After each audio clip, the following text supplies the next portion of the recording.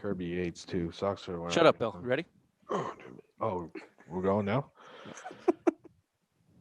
I'm ready. The 2 G's.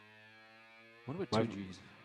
I have a friend named Greg with double G's. Hey, can you guys see me? Oh yeah. Hey, Greg, not yet. We need the video on, right? Let me see. Oh, here we go. There it is. There we go. So, I was trying to get my office a little. Let's see. I couldn't see it on the video. Let's see. Yeah, looking good. Is that what about the light right there? Perfect. Yeah. You know what? It's fine. Well, let me just.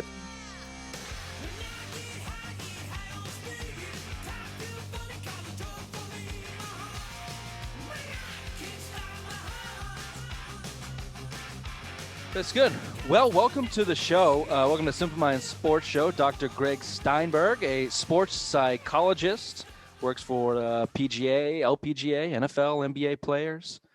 Got a lot of books, sir. The Mental Rules for Gold, Flying Lessons, Full Throttle, 122 Strategies to Supercharge Your Work Performance at Work. Hear that, Bill?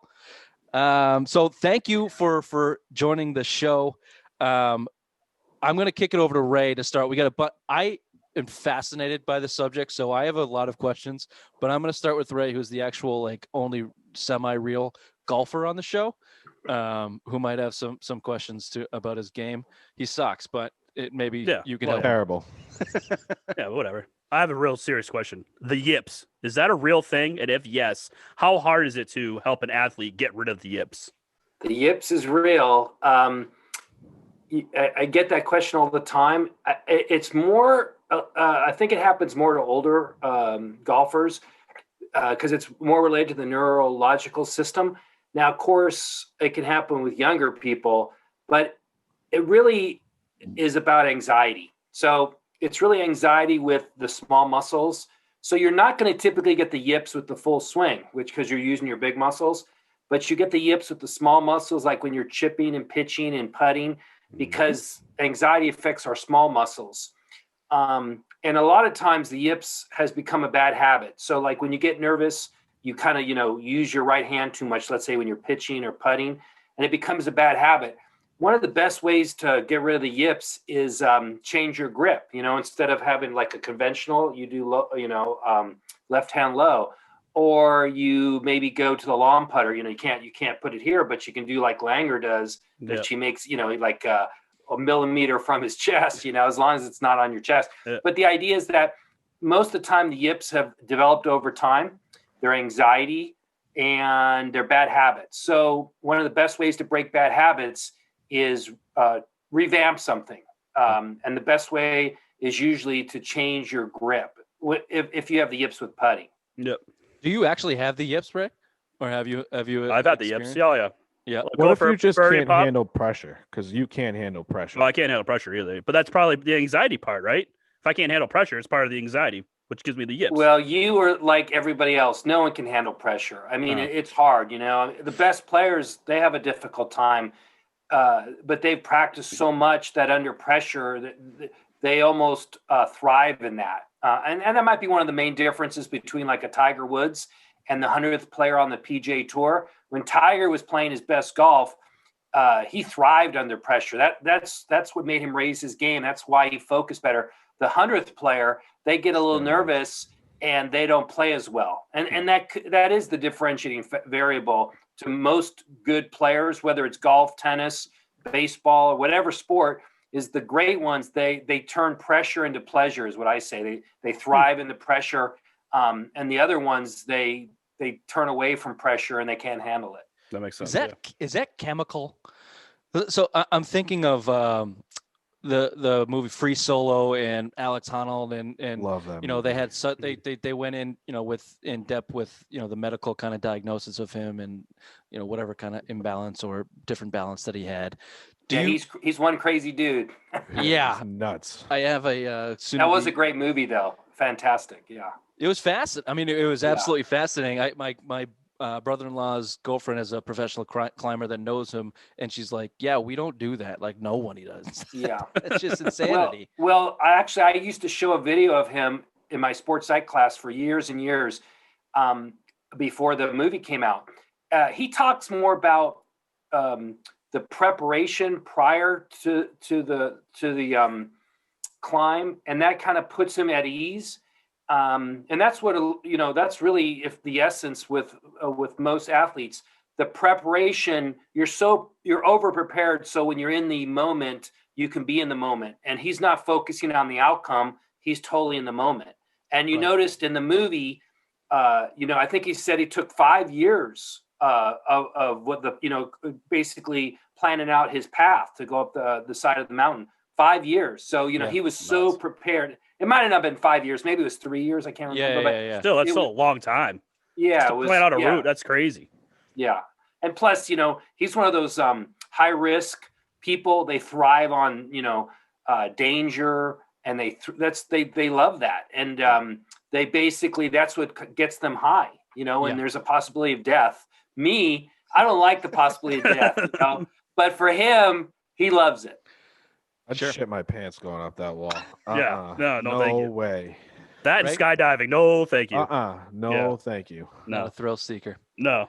I have another question for you. So you work with the PGA, LPGA, NBA, NFL. Which one of them is the hardest to work with? If you had to say you had one that is very hard. Well, I'd rather say which one's the best, because usually it's women. When I work with women athletes, they're more open to self-diagnosis. They're more aware, and they're more willing to change for the goal. Not that men aren't like that, but like I remember I worked with the women's lacrosse team at Vanderbilt, and they were like so into it, and they loved it. Guys, some guys are into it, some guys aren't. But I think it really depends on the person. If they believe that the mental game is really, really important, then they buy into it. It doesn't matter what sport it is. Yeah. So you don't see like a more trend in, like in golf, where it's an individualistic, so particular in what you have to do compared to, an NFL player who is relying a lot on his natural instincts and things like that. We've seen, NFL wide receivers get the yips catching the ball, right? So I guess that would be kind of a similar comparison. Well, I think any sport, is 100% mental, 100% physical. You can't tease one from the other. And if you're only working on the physical, it's like you're only playing with one hand. You got to work, on both. I don't think it depends on the sport, even though it is true football, it's fast paced and it's more reactive. It's still very mental. And it really depends on the person. And I've worked with a lot of football players that they needed to work, and I've worked with a lot of golfers, and they did not need that much work. So it really depends, but it also depends on the sport. Like you said, I think some sports have embraced sports psychology, like baseball, like golf, like tennis, but football not so much. So it's hard to get into that sport, because a lot of the coaches, they just want to do it themselves. Yeah, that's interesting. A lot of tough guys, a lot of Do you tough see it meatheads more in football. do you see it more in like individual sports, or like more in team sports? Like, do you In terms of what? Like, do you see more like the mental aspect in like just like golf, or like even, you know what I mean? Like just especially in golf, tennis, and things that are more individual than like football players or NBA? Yeah, I mean, I think golf and tennis, because it's an individual sport, that it's like it's on them, and so there's a lot more pressure. Where if you have a team sport, if you playing bad, that you can be played bad for months and kind of hide it in a way. So there is a lot more pressure on individual sports, but it also depends on if they embrace it. So I think if a football player has been taught by his dad, to really work on the mental game, and it's funny because usually the people that approach me are the dads, and they're like, my son is, usually about 15, he's struggling. And they reach out to me, not the coach, not the player, but usually the dad. So if the dad's into it, usually the player's into it. And it doesn't matter the sport, as long as they embrace it, it'll help them. So I would expect like baseball pitchers to fall under that category, because I feel like out of any sport, those guys start getting yips. Like you saw yips. They can't get you saw out. Ryan Ankiel from fucking St. Louis couldn't throw a pitch anywhere near the plate, you had to turn into an outfielder. It's 'Cause so he had interesting. the We saw yips. the, It's It's crazy. It's funny how that works. And I worked at the Vanderbilt pitchers, Vanderbilt University, the baseball team. And I David worked with Price. the pitchers. And, some could totally handle pressure and then some can't. But you're right. In baseball, it's easy to get the yip. It's almost like they're focusing so much on the outcome. And then what happens is they get into this downward spiral. They start playing bad, then they start thinking about it, and they play worse, and they overthink, and they get this thing called paralysis by analysis. And once they have that, they can get into a really bad slump, and you got to rework maybe their mindset in that sense. Are some guys just too far gone to come back? I think of guys like Chuck Knobloch. I don't ever remember him turning around. But or does everybody have like a linking point that you can get to kind of recorrect and reconstruct? Well, I think some habits are definitely more ingrained than others. But again, they're just habits. So you need to fix the bad habit and rework it. And I think no one's too far gone, of course. I just think some people are more motivated to fix it, more willing to break it down and start from scratch and fix the problem. Because if you have a seriously bad yip, whatever sport, or you have this terrible paralysis by analysis, you got to basically do some soul searching and get to the why. Get to why you had the problem. But also, my philosophy is, if you focus on the good stuff, when you're playing good and why you're playing good, and more focus on that, your energy goes in that direction. But the problem is when you're playing so bad, you're focusing on the bad stuff, and so all your energy goes to that direction. So what I try to do is get the players to focus on the good, and then all their energy goes that way. And of course, you can't just negate the bad stuff, but right. If it's your whole energy, then all you're doing is going down that path. Right. Yeah. No, it makes sense. Complete sense.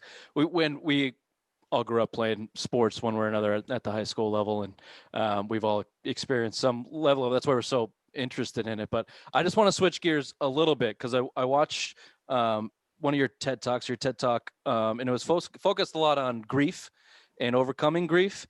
And we see, all of the E60 stories and 30 for 30 stories that we all see. Everyone's got a backstory that has come from tragedy or hardship, or I shouldn't say everybody, but the stories that grab people.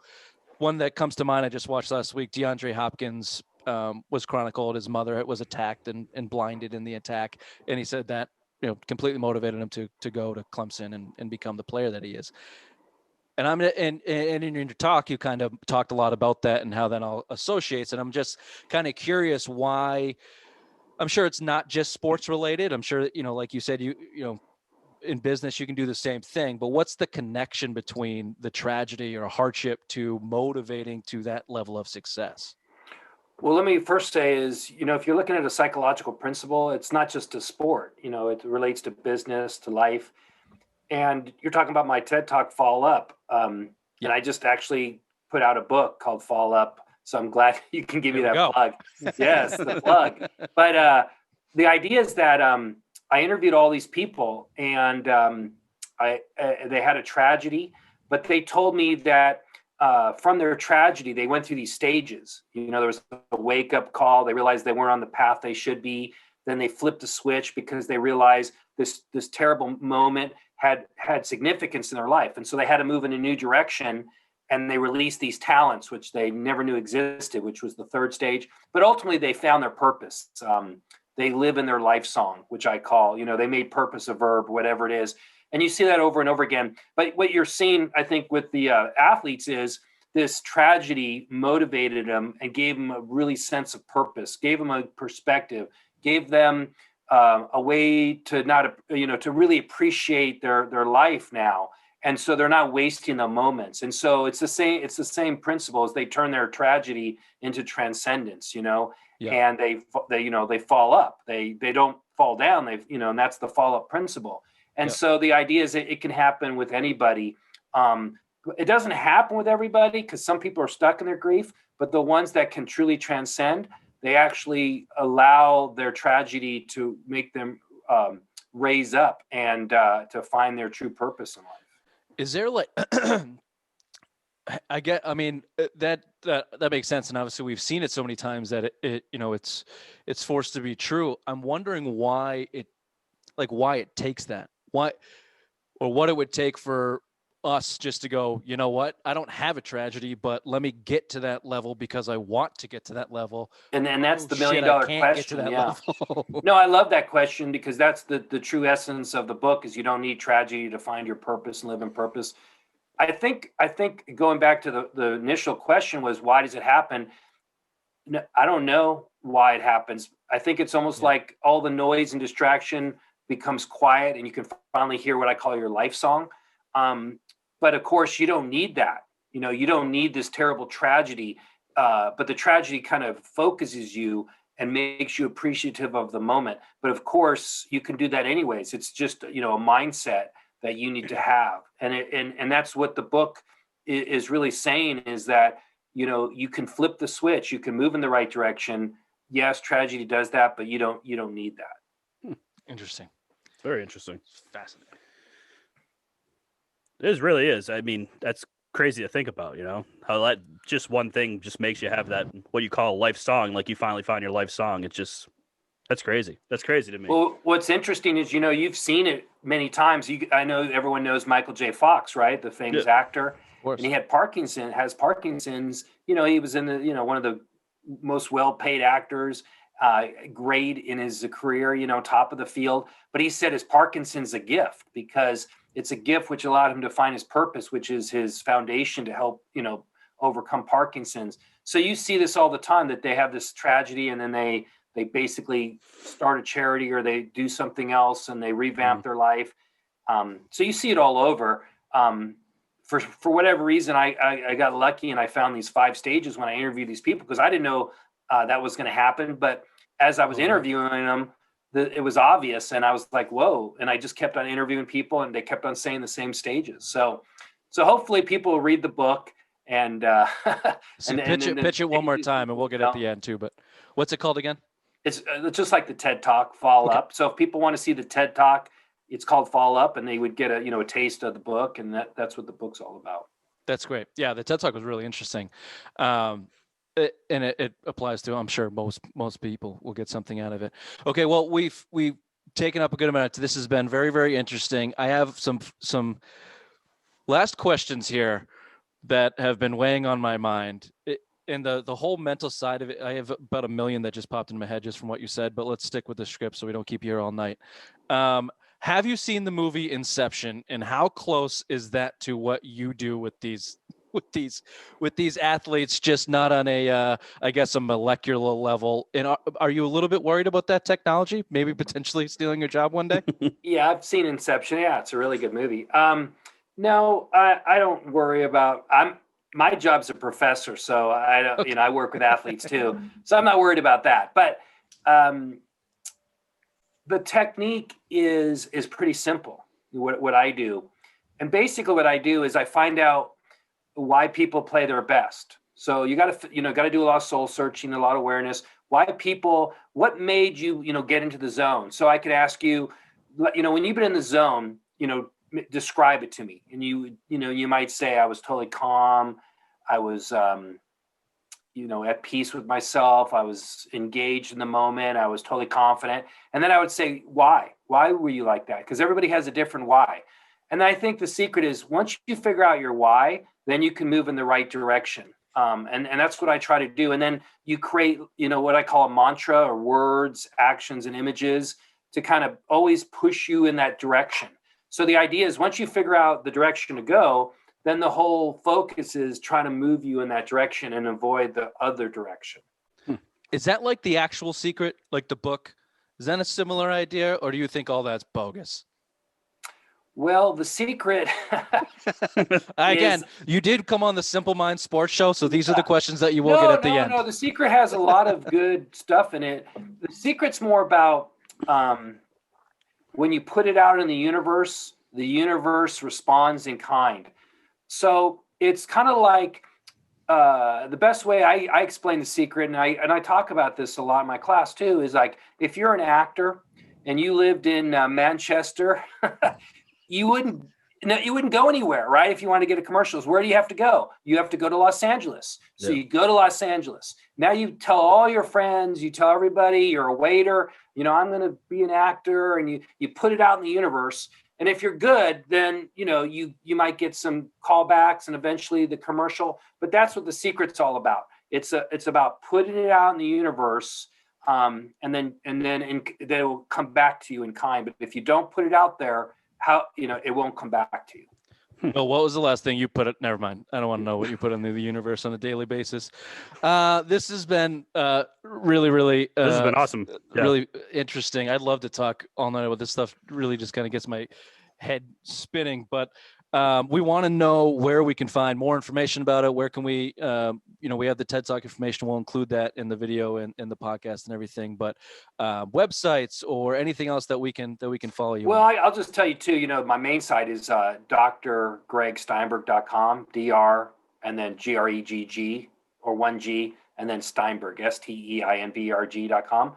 And then there's videos, and actually my TED Talk's on there. I also am the executive director of the International Golf Psychology Association, and we have an online course. And the website is easy. There is masteringgolfpsychology.com. But you don't have to take the course. If you go to masteringgolfpsychology.com, there's free videos and articles. And so there's like a whole section for free. So there's a lot of cool stuff on that site as well. Yeah, I was meandering through that a little bit today. I don't know why this stuff captures me so much. I guess it's just because we do it every day, right? And so it's because it's fascinating stuff, because everybody knows it's the mind is really fascinating. It's not been tapped into enough. Most people know it and appreciate how important it is, but they don't know how to work on it. And that's kind of where I come into play, and that's why I write the book, so people can kind of understand how to work on it, because they know it's important, but they just don't know how to work on it and fix it. Great. Oh, I have one bonus question, if you wouldn't mind. What is your thought on the illicit type of drug use and how that affects the mind? Do you think that, I've read up a lot of microdosing. Bill is a goddamn professional. I just the idea of I don't know, loosening up with your mind is stuck in that point. Is there something? Well, let's just talk about addiction. Because sport can be an addiction, exercise can be an addiction. So just look at over the whole framework of addiction. What's going on is you have this bucket, right? And you need to fill the bucket to make yourself feel good. And what addiction does is you fill the bucket, but it has holes in it. And so you're always adding more. That bucket can never be full enough. That's where addiction comes in. So whatever addiction you're in, you constantly have to fill the bucket because the bucket has holes in it. The only thing that fills the bucket, and this kind of goes back to follow up, is purpose. Purpose gives you this long-lasting, feeling good. That's the only thing that we all seek. We all seek purpose. It's like our essence, and that's the only thing that fills our bucket. And if you don't have that in life, if you're not on your, if you don't have your life song, you're not on the right track, you seek other things to make you feel good. And a lot of times that's addictions. I don't mean to laugh, but I heard that in rehab one time. Oh, Jesus. Because it's true. It is true. No, I mean, as soon as you're talking about, well, thank you so much for spending just a few minutes with us. We'll be sure to, take a peek at everything you're doing, and hopefully listeners will have a chance to look at it too. And good luck with all the seasons coming up and down there in Nashville. Thanks a lot for coming on. Yeah, I really appreciate you having me. Thanks again. No problem. Thank you. Later. Take care. Bye-bye.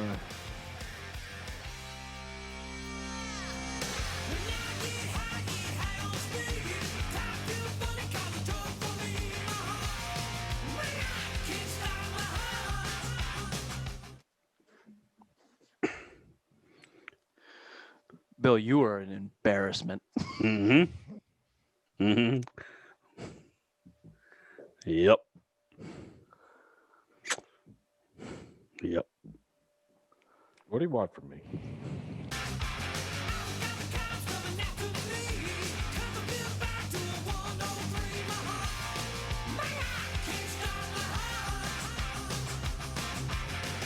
The first question he asked was the exact question I just asked. Yup. Exact. Word for word, almost. That guy was good. That was very interesting. I love that. I love that shit. Yeah. Makes all sense in the world, too. The yips. When he was talking about the yips, I'm like, holy shit, that makes fucking total sense. You got free golf advice, Ray. Yeah, it's still not going to help, but I mean, still. Change your stroke. No, I'll probably try it, see what happens. Change your stroke. Mm-hmm. I mean, we've all been there, and Oh, fuck sports, when you're like, you got when you have the your yips. emotions are just a little bit off, and it's not going to happen. So No. Yeah, that's interesting. And it's funny that he said that too, because like what you just said, like your emotions off and all that. And what he said is you're pretty much going into the negative. You're already going into that negative side instead of looking to the positive side. I'm like, holy shit! Like, I might actually buy a book and read, fellas. Like that guy. We should have asked him if he had a crayon edition. We should have asked him Sir. if he had a crayon picture edition. Sir, do you have a crayon and a book that I may jot some of this information down, please? Is there a color by numbers that I can do that will help me?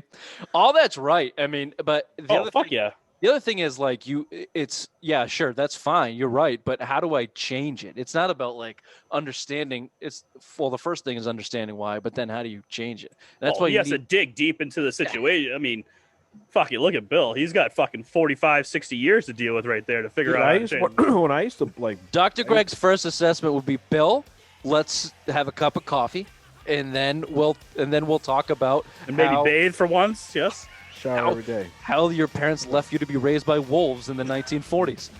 That's why he likes Kevin Costner so much. Yeah, it is. There it goes. Oh, fuck. We're digging deep, boys. First, like one interview with a psychologist, and we've already found Figured it source out. of all of Bill's douchebaggery. You piece of shit, Bill. What a fucking God damn it. God This is fucking- two interviews. Two interviews you were. Jesus Christ. Unbelievable. It's so Start much, off it's well. so much fun and easier to shit on Ray for his illiteracy and stupidity.